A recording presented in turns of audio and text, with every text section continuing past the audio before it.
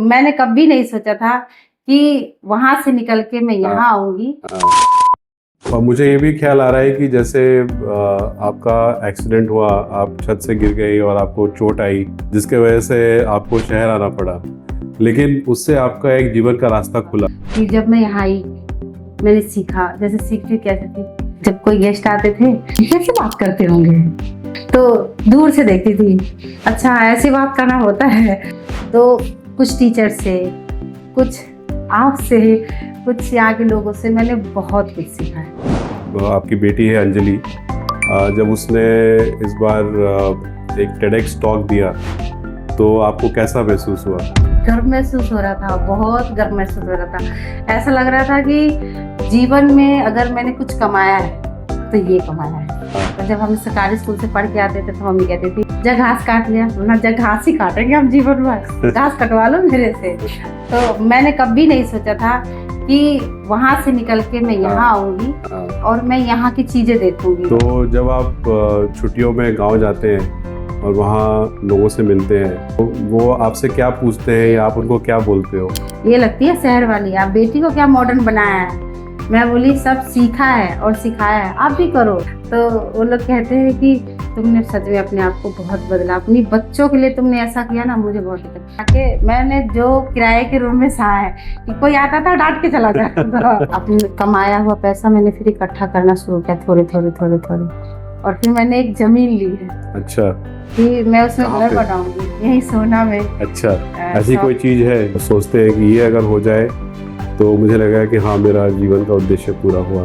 तो मैं ऐसा सोचती हूँ, मैं भी एक दिन ऑफिस में बैठ के और लैपटॉप चलाऊंगी तो मैं सोचती हूँ कि मैं एक दिन उस मुकाम पे जाऊँ कि कोई मुझे ये कहे कि मैम आप ये काम हो गया है और आप देख लो। तो मुझे वो चीज़ें मतलब अचीव करनी है अभी।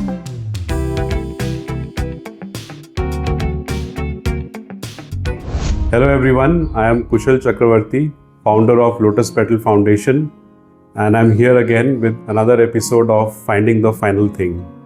Today with me is our guest Sangeeta, और हम उनसे कुछ बातें करेंगे, उनके बारे में जानेंगे और उनकी एक बहुत ही इंस्पिरेशनल लाइफ है, उसके बारे में हम संगीता से कुछ सवाल करेंगे। तो संगीता, आप अपने बारे में कुछ बताइए। आप कहाँ से हैं और आप गुड़गांव कैसे आए और आपका ये पूरा जीवन का सफ़र कैसा रहा? थोड़ा अपने बारे में बताइए। घर में कौन कौन है, कहाँ से बिलोंग करते हैं? मेरा नाम संगीता है और मैं बिहार से बिलोंग करती हूँ और मैं यहाँ एक बीमारी का इलाज करवाने आई थी। तो जब मैं यहाँ आई तो मेरी बेटी छोटी सी थी, अंजलि। तो मुझे फिर मैं सोची मैं बीमारी का इलाज कराने आई हूँ तो बच्चे भी पढ़ाने पड़ेंगे, गांव में रह के तो नहीं पढ़ा सकती। और मेरे गांव का माहौल थोड़ा अच्छा भी नहीं था। तो मैं यहाँ आई तो मैं शिक्षांतर में एडमिशन करवाने के लिए। जब मुझे पता नहीं था कि यहाँ एडमिशन छोटा है या बड़ा है, कौन सा स्कूल है, मैं तो चली गई कि चलो एडमिशन कराना है। वहाँ बोले कि नहीं, आपका एडमिशन यहाँ नहीं हो सकता है, आप कहीं और देख लीजिए। फिर मुझे वहीं के टीचर्स ने बताया कि एक लोटस पेटल नाम का स्कूल है, आप वहाँ चलिए, आपका वहाँ हो जाएगा। बोले ठीक है। वहाँ गई तो बोले 2 दिन का समय दीजिए, आपका हो जाएगा। तो मेरी अंजलि का एडमिशन हो गया। तो मुझे लगा मैंने एक जंग जीत ली। और फिर उसके बाद मेरा इलाज हो रहा था, पर पैसे की किल्लत बहुत हो रही थी, हो नहीं पा रहा था मेरा इलाज। मेरे सर में चोट लगा हुआ है इसकी वजह से। तो फिर मैं आई स्कूल में, लोटस पेटल स्कूल में, जॉब ढूंढने की तलाश में। तो मुझे वहाँ जॉब मिल गया और फिर मैंने वहाँ पे काम को, पहले तो आई मैं बहुत डर के, काम करूँ कैसे करूँ, कुछ समझ नहीं आ रहा था कैसे करना है। फिर धीरे धीरे सीखी, समझी, काम को करने की कोशिश करती रही। और जब मेरी उसमें से पहली सैलरी मिली तो मैंने अपना पहला ट्रीटमेंट करवाया। तब मुझे ऐसा लग रहा कि मैं शायद यहाँ से ठीक हो जाऊँगी। मुझे ऐसा लगा कि मैं हॉस्पिटल नहीं, मंदिर आ चुकी हूँ, मैं ठीक हो जाऊँगी। वहाँ से जब घर जाती तो कहती मम्मी आज तो हमने वहाँ खेला कूदा। मैं बोली खेलने कूदने जाती है, पढ़ने नहीं जाती है।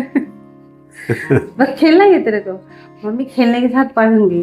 तो मुझे ऐसा लगा कि नहीं, ये नहीं पढ़ेगी, सिर्फ खेलने में ही रहेगी। फिर मैंने सोचा इसको निकाल देती हूँ यहाँ से। तो मैंने 2 दिन के लिए तो निकाल दिया था।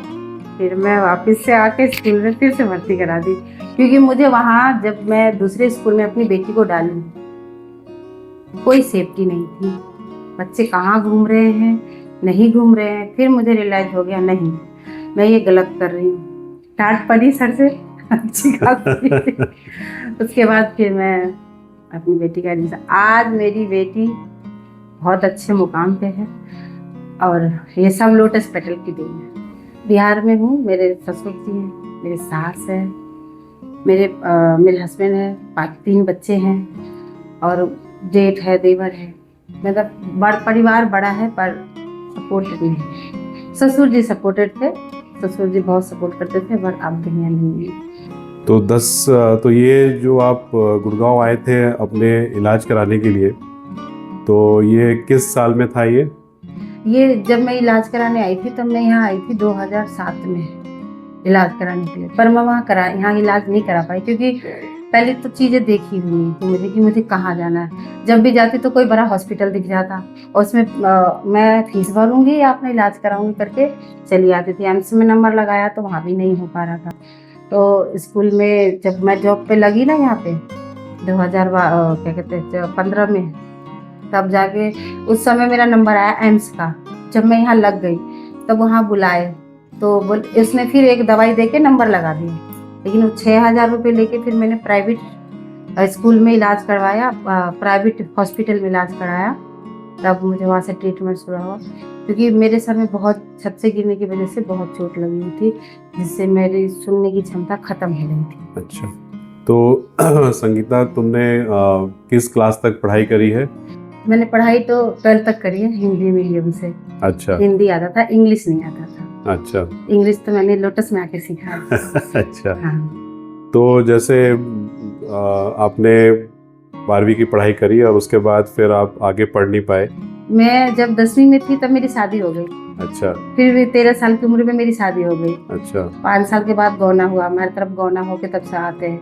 तो गौना होके आई थी तो 2 साल मैं और पढ़ना चाहती थी, पर शादी होने की वजह से मन हट गया पढ़ने से। 2 साल फिर भी मैंने घिस तीर के पढ़ा, फिर पास होके निकल जाओ कैसे भी, तो उसमें से निकल गई बस। उसके बाद मैंने पढ़ाई नहीं करी। अच्छा, आपकी बेटी है अंजलि, जब उसने इस बार एक टेडेक्स टॉक दिया तो आपको कैसा महसूस हुआ? गर्व महसूस हो रहा था, बहुत गर्व महसूस हो रहा था। ऐसा लग रहा था कि जीवन में अगर मैंने कुछ कमाया है तो ये कमाया है।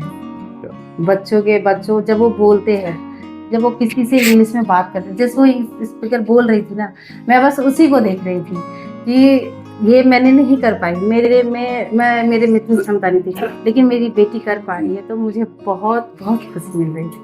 तो संगीता, जैसे आपने अपना काम शुरू किया हाउसकीपिंग में, और अभी आप हाउसकीपिंग के इंचार्ज हैं, सुपरवाइज़र हैं, तो ये तो अभी आपका काम है। और जब आप अगर कोई आपसे ये पूछे कि आप अपने बारे में बताइए, अपने काम के बारे में नहीं, ये 10 साल में आप अपने आप को कैसे देखते हैं, कि अगर आपसे कोई पूछे कि संगीता अपने बारे में बताओ और आपको अपने काम के बारे में नहीं बताना है, तो आप कैसे अपने आप को इंट्रोड्यूस करेंगे, कैसे अपने आप को लोगों को बताएंगे कि मैं कौन हूँ?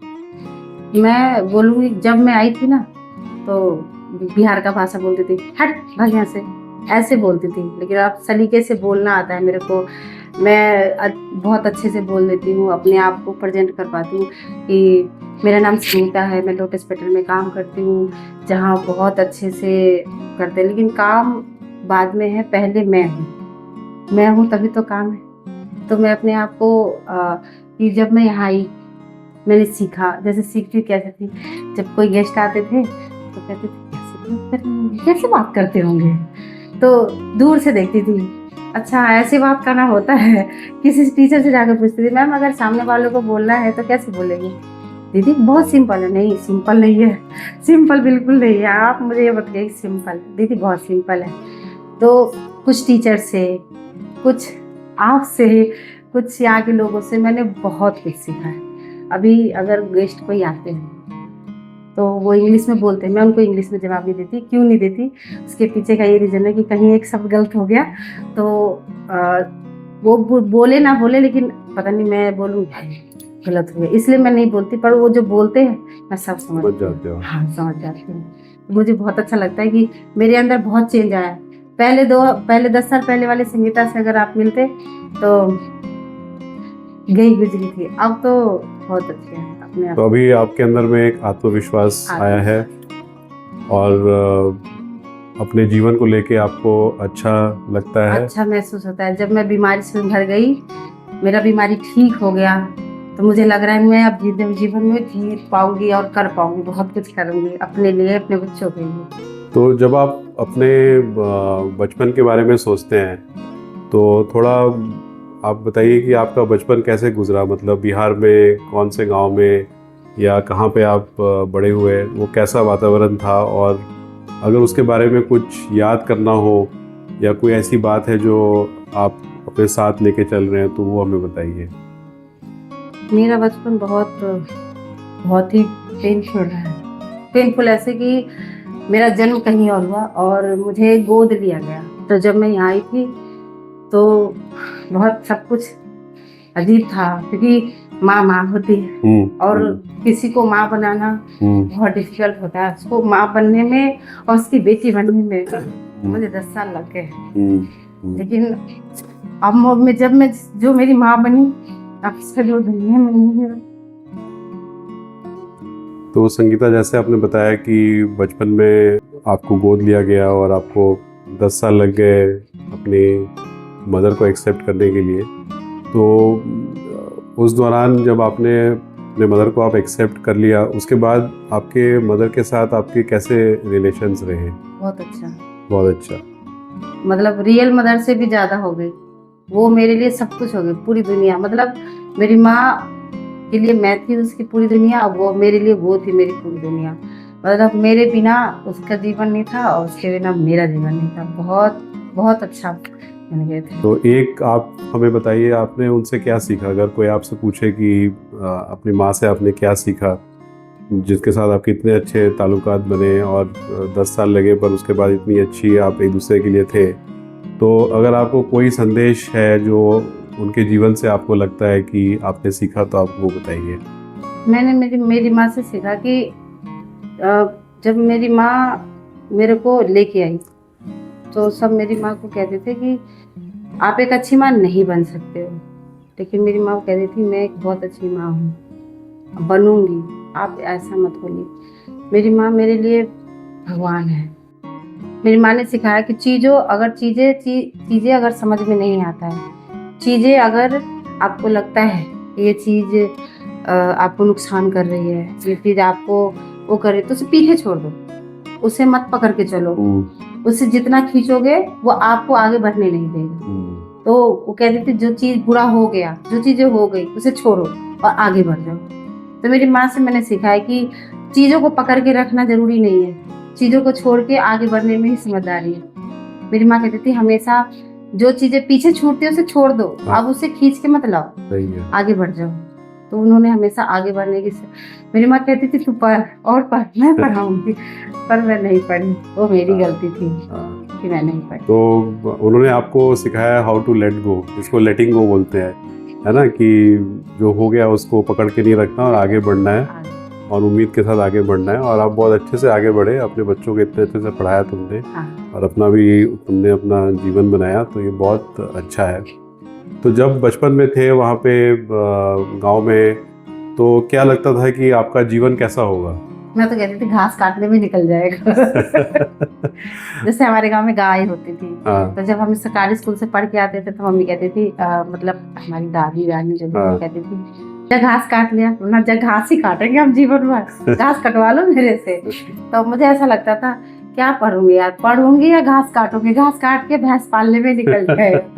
तो मैंने कभी नहीं सोचा था कि वहां से निकल के मैं यहाँ आऊंगी और मैं यहाँ की चीजें देखूंगी। मतलब कभी एक्सपेक्ट नहीं किया था जो चीजें मैं अब देख रही हूँ, स्कूल, घर, एसी, कूलर, गांव में कहाँ लाइट तक नहीं, यहाँ आके मैंने बहुत कुछ देखा। तो अब लग रहा है कि हाँ घास काटने से फुर्सत हो गई अब तो। अब मुझे ये भी ख्याल आ रहा है कि जैसे आपका एक्सीडेंट हुआ, आप छत से गिर गई और आपको चोट आई, जिसके वजह से आपको शहर आना पड़ा। तो कई बार जैसे जीवन में कुछ होता है तो हमें लगता है कि हमारे साथ बहुत बुरा हुआ, और ज़रूर जब आपको चोट लगी होगी आपको लगा होगा कि मेरे साथ बहुत बुरा हुआ, मैं सुन भी नहीं पा रही हूँ, लेकिन उससे आपका एक जीवन का रास्ता खुला कि आप शहर आए, आपको कुछ दिखा, फिर आपने जैसे आप जिस स्कूल में आपने बच्चों की एडमिशन कराने के लिए गए वो शहर का सबसे बढ़िया स्कूल है। हाँ। तो इसका मतलब कि आपके अंदर में एक एम्बिशन है कुछ आगे करने की। तो शायद कई बार ऐसा भी होता है कि जो चीज़ हमें लगता है कि ये हमारे लिए सही नहीं है, लेकिन वो हमारे लिए आगे चल के सही हो जाता है। जैसे मैंने एक बार बेटी को निकाल दिया लोटस से कि नहीं पढ़ाऊंगी, लेकिन आज उस दिन को याद करती हूँ कि वो मेरी गलती थी कि 2 दिनों के लिए मैंने अपनी बेटी निकाली। और आज मेरी बेटी को मतलब देख के ना मुझे प्राउड फील होता है। कहीं बोलती है ना तो मैं सामने से खड़ी होकर देखती हूँ, सर से परमिशन लेके जाती हूँ, सर मुझे 10 मिनट तो मैं आती हूँ। तो सर मना नहीं करते कि हाँ ठीक है दीदी आप जाओगे, और मैं खड़ी होकर सुन के आती हूँ। तो मुझे बहुत अच्छा लगता है। मैंने वो चीजें नहीं करी, पर अब वो करती तो मैं उसमें अपनी जिंदगी जीती हूँ। मुझे तो अंजलि तो आपकी बड़ी बेटी है, तो अंजलि छोटी है। तो इसके अलावा और कितने बच्चे हैं आपके? 2 लड़की 1 लड़का है। बड़ी वाली लड़की का नाम काजल है, अंजलि है, छोटी वाली अंजलि है, और सबसे छोटा लड़का कार्तिक है। तो बच्चे अभी कहाँ कहाँ पढ़ रहे हैं, क्या कर रहे हैं? एक 12th का एग्जाम दे रही है। हाँ। एक 12th में अभी इसी साल गई है। हाँ। और लड़का 9th B में है। अच्छा। और आपके हस्बैंड क्या काम करते हैं? मेरे हस्बैंड कारपेंटर का काम करते हैं। अच्छा। तो जब आप छुट्टियों में गांव जाते हैं और वहाँ लोगों से मिलते हैं तो वो आपसे क्या पूछते हैं या आप उनको क्या बोलते हो? वो मुझसे कहते हैं ना कहाँ गई थी, काली कलू थी। मतलब मैं बहुत काली थी, बहुत ज्यादा काली। आप मेरा फोटो देख सकते हो। अब जाती हूँ तो कहती है कारे वहाँ क्रीम लगाती है। हमारे बिहार का ही भाषा है, क्या क्रीम लगाती है? नहीं नहीं क्रीम नहीं लगाती। बड़ी गोरी चट्टी होके आती है, मतलब चेहरा पहले से साफ हो गया, ऐसा कालापन नहीं दिखता। तो घर जाते तो कहते ये लग रहा है गांव में आई थी काली कलोटी बुढ़िया। अब देखो कितना मतलब सूट पहन के आती है। हमारे गांव में साड़ी पहनते हैं, साड़ी पहनने का रिवाज है, पर अब मेरे हस्बैंड मेरे सास बोली कि सूट पहन सकते हो, तो मैं सूट पहन के चले जाती। ये लगती है शहर वाली, आप बेटी को क्या मॉडर्न बनाया है। मैं बोली सब सीखा है और सिखाया है, आप भी करो, अब चलो आप भी चलो उधर ही चलो। तो वो लोग कहते हैं कि तुमने सच में अपने आप को बहुत बदला, अपनी बच्चों के लिए तुमने ऐसा किया ना, मुझे बहुत अच्छा। मतलब अभी मेरे घर में सब मुझसे नाराज रहते हैं क्योंकि मैं उनकी बात नहीं मानती। बात नहीं ये मानती हूँ कि वो कहते हैं अब बिहार आके रहो। मेरा कहना है जब तक मेरे बच्चे कुछ कर नहीं लेंगे मैं कहीं नहीं जाऊँगी। जब वो आई हूँ तो कुछ तो बना के ही जाऊँगी। तो इस वजह से वो मेरे से नाराज रहते हैं कि हमारा कहना नहीं मानती, घर नहीं आती। लेकिन घर हम छुट्टियों में जाते हैं, मेरी सास बहुत खुश होती है और कहती है ये है मेरी पोती, मतलब बेटा इंग्लिश में बोल के बताना। तो मुझे भी अच्छा लगता है। देखो मेरी सासू माँ पढ़ी नहीं है लेकिन कहती है इंग्लिश में बोल के बताना, तो कुछ तो होगा जिसकी वजह से वो बोलती है। तो मुझे बहुत अच्छा लगता है जब मैं यहाँ से जाती हूँ। ऐसा लगता है कि कहते हैं ना फिल्म स्टार आ गया। तो मुझे अपने बिहार में मुझे ऐसा फील होता है कि हाँ मैं आई हूँ तो मुझे देखने के लिए इतने सारे लोग आए, बहुत सारे गाँव के लोग इकट्ठा हो जाते हैं कि बहू आ गई, आपकी दिल्ली वाली बहू आ गई। मेरा नाम रख दिया वहाँ दिल्ली वाली। तो ये जो शहर में इतने साल से रहे तो इसमें ज़रूर बहुत सारे बाधाएं आई होंगी, समस्याएं आई होंगी। तो कोई ऐसा समस्या हो या ऐसी कोई चैलेंजिंग सिचुएशन रही हो जिसको याद करके तुम्हें लगता है कि इसको मैंने कैसे, इस चैलेंज को कैसे मैंने ओवरकम किया, ऐसी कोई है जो शेयर करना चाहते हो? हाँ तब मेरे हस्बैंड का 2000 रुपये मिलते थे और मुझे 6000 मिलते थे। तो क्या हुआ ना, एक दिन बोले कि रूम किराया, बोले 4000 का रूम है। मैं बोली इतना महंगा रूम में 4000 तुम ही ले लोगे, तो कैसे करेंगे हम, नहीं रहेंगे हम, चलो चलते हैं। रहने दो, मैं मर जाऊंगी, मुझे छोड़ देना, मर जाऊंगी मैं, इलाज नहीं कराना। तो वो चीज़ें मेरे लिए बहुत बड़ी थी कि मैं कैसे किराया दूंगी, कैसे रहूंगी 3 बच्चों के साथ, और किराया दे के रूम में, बिजली का बिल भी अलग से लेते थे। कहते थे ये तो, मैं तो कहती थी ये लुटेरे हैं, लूटते हैं हमको, लुटेरे हैं। तो कहते थे नहीं अब इलाज कराना है, थोड़ा कष्ट झेला। मेरे हस्बैंड की उस समय कमाई नहीं थी, 2000 रुपये बहुत मुश्किल से कमा पाते थे। तो वो चीज़ें थी कि किराए के रूम में एकदम से आके रहना और बच्चे के साथ बहुत मुश्किल हुआ था। लेकिन अब सब ठीक है। तो जब इसके बारे में सोचते हो तो क्या सीखा तुमने इससे, मतलब या तुम्हारे अंदर क्या परिवर्तन आया? मैंने अपने कमाया हुआ पैसा मैंने फिर इकट्ठा करना शुरू किया, थोड़े थोड़े, और फिर मैंने एक जमीन ली है। अच्छा। कि मैं उसमें कहाँ घर पे? बनाऊंगी, यही सोना में। अच्छा। 100 गज का प्लाट लिया है, जाके मैं घर बनाऊंगी।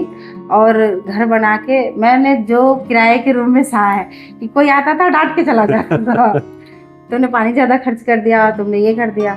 तो वो चीजें मैं कहती थी, एक एक रुपया जोड़ेंगे, घर बनाएंगे। अपना घर होता है। तो मैंने एक जमीन लिया है, अभी तक थोड़ा थोड़ा जोड़ के सिर्फ जमीन ले पाई हूँ। अब सबके द्वारा ही तो घर भी बन जाएगा। तो घर बनाना मेरे लिए सब, और घर पे मैंने गांव में अपने लिए घर बना लिया है। घर एकदम बहुत अच्छा सा घर बना लिया है, 2 मंजिल का घर बनाया है, जिसमें अब मैं जाती तो बड़े आराम से रहती हूँ। सब कुछ लगाया है, एसी भी लगाया। इस साल गई थी गाँव तो मैंने एसी भी लगाया है कि चले ना चले बट टांग दो यहाँ पे। तो मुझे ऐसा लगता है कि मैंने अपने लिए घर बनाया, तो मैंने अपनी मेहनत के पैसे से घर बनाया, जमीन लिया। मुझे ऐसा लगता है मैंने बहुत कुछ ले लिया। हाँ, अपने लिए घर लिया, सब कुछ ले लिया। क्योंकि घर ना होना बहुत, जब मैं शादी करके आई थी तो टूटी हुई झोपड़ी थी जिसमें हम लोग रहते थे, अभी 4-5 परिवार के साथ। तो अपने मेहनत से, लगन से शहर में आके, और हमेशा एक इच्छा कि कुछ नया कुछ सीखे, कैसे अपने आप को बेहतर करे, उससे आपने बहुत ही बहुत ही बेहतरीन तरीके से अपने जीवन में इतना अच्छी तरीके से मैं सुधार लैपटॉप लाया। चलाना सीख रही हूँ सर। लैपटॉप चला रहा है? हाँ। अच्छा। बेटी से मैं आज 1 महीने हो चुके हैं लैपटॉप की ट्रेनिंग ले रही हूँ, तो मुझे लैपटॉप सिखाएगी, मुझे लैपटॉप सीखना है। तो अब मेरी बेटी मुझे लैपटॉप सिखा रही है। मैंने अपनी बेटी को लैपटॉप दिया है कि वो सीखे, और अब मैं उसके पीछे पड़ी कि तू मुझे सिखा। तो अब बेटी से मैं लैपटॉप सीखती हूँ। तो जब आप आगे की सोचते हो कि अगले 4-5 सालों में मेरे ख्याल से एक अपना घर बनाना चाहते हो सोना के अंदर में जी। और इसके अलावा और क्या क्या इच्छाएं हैं जो आप चाहते हैं कि अगले 5 साल में मेरा पूरा हो? अभी तो सर घर के अलावा ये है कि दोनों बेटी कि जो वो बनना चाहते हैं वो बन जाए। अब उनके पीछे मेहनत करनी है मुझे। जो छोटी वाली ने सोचा है उसे, और जो बड़ी वाली ने सोचा है। छोटी वाली ने क्या सोचा है? छोटी वाली को तो IPS बनना है, तो उसकी वो पूरी ट्रेनिंग ले रही है।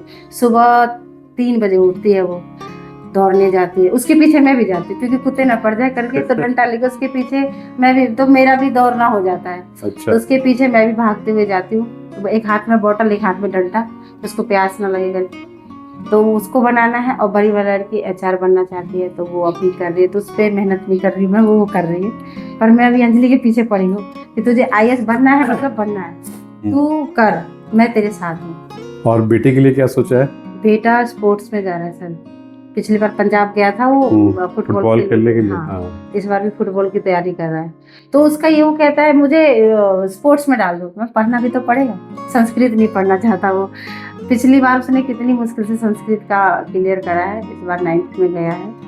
तो कहता है कि स्पोर्ट्स, उसके लिए स्पोर्ट्स ही, कहता है मुझे स्पोर्ट्स में जाना है, तो वो स्पोर्ट्स का करेगा। बहुत अच्छा। मैं कुछ नहीं कर सकती। अपने पूरे जीवन के बारे में अगर आप सोचते हो, आज आप जहाँ पे खड़े हो और कहाँ से आप आए, आपने पूरा बताया, तो अगर आपके सामने वो 15 साल उम्र की संगीता आपके सामने खड़े हो और आपको कुछ उसको बताना है, तो आप क्या बताना चाहेंगे? कहूँगी लोटस पेटल में काम करो। सर, मेरा जो आज का जीवन है और जो मैंने अपने लाइफ में सीखा है, ये इस स्कूल, मंदिर, इसकी वजह से सीखा है। और जो भी अभी कहना, मैं तो यही कहूँगी कि करो और सीखो। बिना किए सीख नहीं सकते, करना है और सीखना है। चीजें करते रहो और सीखते रहो। एक दीदी आई है अभी नहीं हमारे स्कूल में, तो कहती है दीदी नहीं होगा। मैं बोली होगा, धीरे धीरे होगा, पर होगा, करो तो सही। हाँ, आप तो ऐसे बोलते, मन नहीं दीदी, होगा, करो और बहुत अच्छा होगा।